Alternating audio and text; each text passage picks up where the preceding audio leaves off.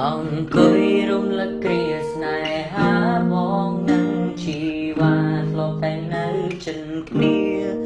តែពេលនេះបាត់បង់រូបពុំងារតើយើងអាចក្បែរគ្នាម្ដងទៀតបានទេ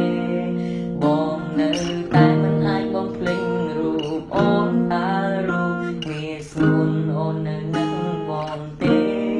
ក៏ដឹងហើយពេលនេះរូបស្រស់មានអូនមានគេដើម្បីបំភ្លេចរូបបងអង្គុយរំលឹកគ្រាស្នេហាបងនឹងជីវ៉ាធ្លាប់តែនៅជិនគ្នា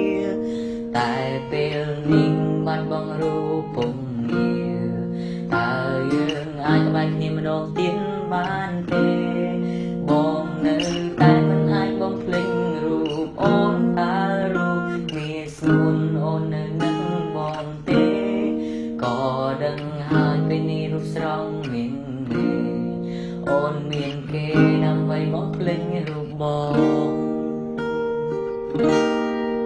អង្គុយរំលឹកគ្រាស្នេហាបងនឹងជីវ៉ាធ្លាប់តែនៅជិនគ្នាតែពេលនេះបាត់បង់រូបពុំងារតើយើងអាចក្បែរគ្នាម្ដងទៀតបានទេបងនៅតែមិនអាចបំភ្លេចរូបអូនតើរូបងាយស្រួលអូននៅនឹងបងទេក៏ដឹងហើយពេលនេះរូបស្រស់មានអូនមានគេដើម្បីបំភ្លេចរូបបង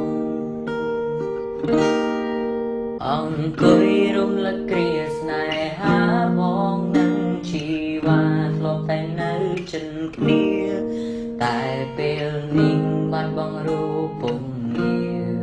តើយើងអាចក្បែរគ្នាម្ដងទៀតបានទេ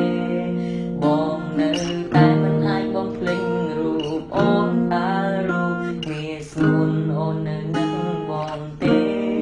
ក៏ដឹងហើយពេលនេះរូបស្រស់មានអូនមានគេដើម្បីបំភ្លេចរូបបងអង្គុយរំលឹកគ្រាស្នេហាបងនឹងជីវ៉ាធ្លាប់តែនៅជិនគ្នាតែពេលនេះបាត់បង់រូបពុំងារតើយើងអាចក្បែរគ្នាម្ដងទៀតបានទេបងនៅតែមិនអាចបំភ្លេចរូបអូនតើរូបងាយស្រួលអូននៅនឹងបងទេក៏ដឹងហើយពេលនេះរូបស្រស់មានអូនមាន